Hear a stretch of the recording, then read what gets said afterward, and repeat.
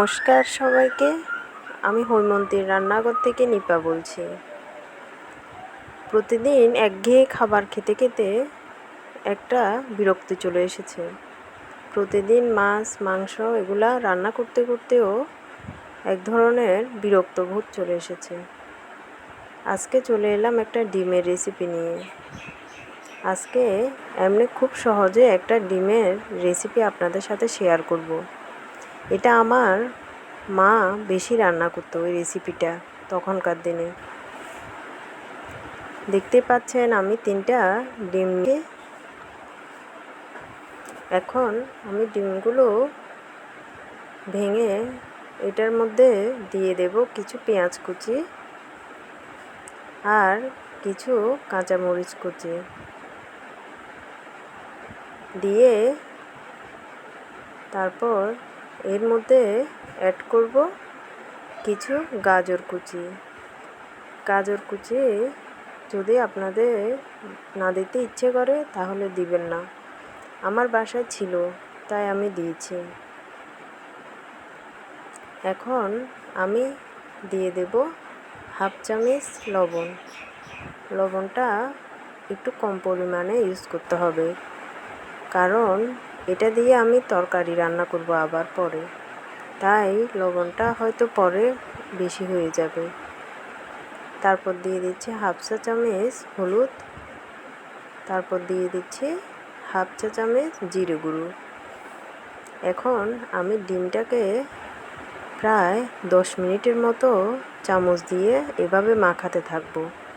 প্রায় 10 মিনিট ডিমটাকে মাখাবো, কারণ ডিমটা বেশি কতক্ষণ মাখলে অনেক মোটা হবে আর খুব ঘন হবে।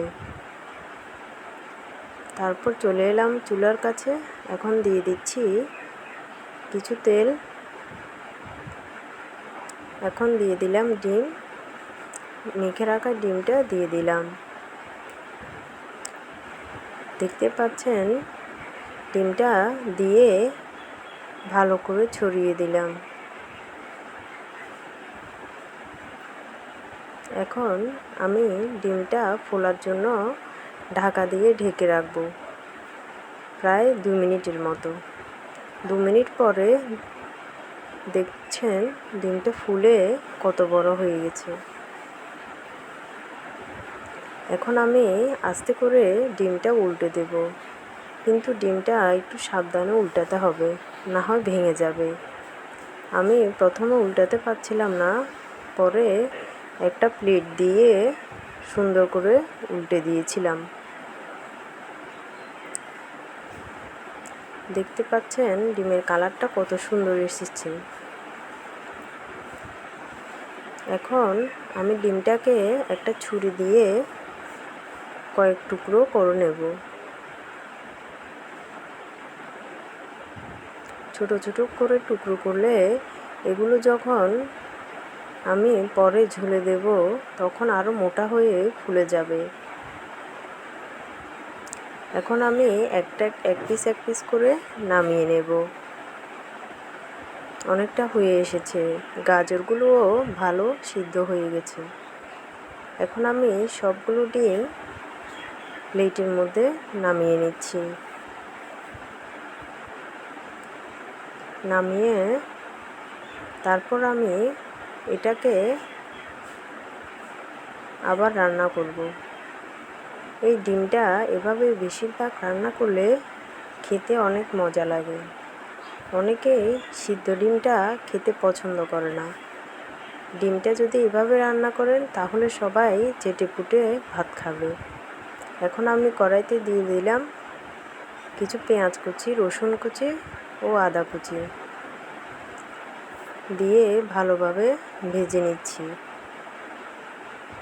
ভেজে আমি এখন অ্যাড করে দেব আধা চামচ লবণ। তারপর আমি দিয়ে দেব আধা চামচ হলুদ গুঁড়ো। তারপর দিয়ে দেব 1 চামচ মরিচের গুঁড়ো। মরিচের গুঁড়োটা আপনারা যে যেমন ঝাল পছন্দ করেন ওরকমই ব্যবহার করবেন। এখন আমি ভালোভাবে এটা নেড়ে ভাজতে থাকবো কিছুক্ষণ। তারপর দিয়ে দেব কিছু টমেটো সস। এই সসটা আমি বাড়িতেই তৈরি করি। যখন টমেটো বেশি হয় তখন আমি সিদ্ধ করে সসটা ফ্রিজে রেখে দিই। এখন ভালো করে ভেজে তারপর আমি এটাতে অ্যাড করে দেব কিছু পরিমাণে সিদ্ধ করা আলু। এই আলুটা হচ্ছে অপশনাল, আপনারা দিলে ইচ্ছে হলে দেবেন, না হয় দেবেন না। আমার ভালো লাগে তাই আমি দিয়েছি। আলুটা দিলে তরকারিটা একটু ঘন হয়ে আসে। আলুটা এমনভাবে ম্যাশ করবেন যাতে দানা পাকিয়ে না থাকে। তারপর আমি এটা ভেজে এখন পানি অ্যাড করে দেব।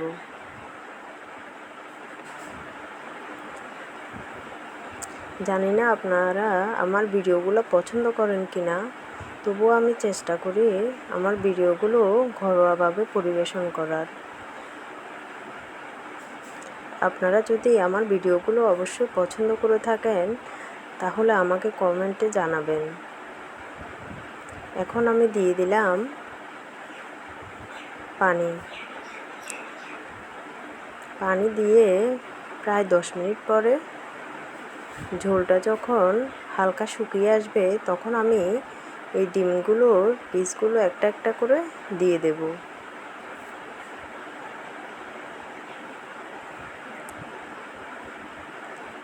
আপনার প্রতিদিন যদি মাছ মাংস খেতে ইচ্ছে না হয় তাহলে হঠাৎ এই ধরনের রেসিপিগুলো এত ভালো লাগে, আপনারা বাসায় করে দেখবেন খেতে অনেক ভালো লাগবে।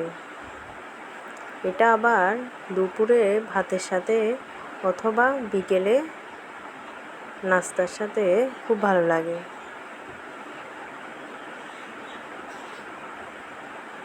এখন আমি অনেকটা শুকিয়ে নিয়েছি ঝোলগুলো, উপরে ধনেপাতা ছড়িয়ে দিলাম।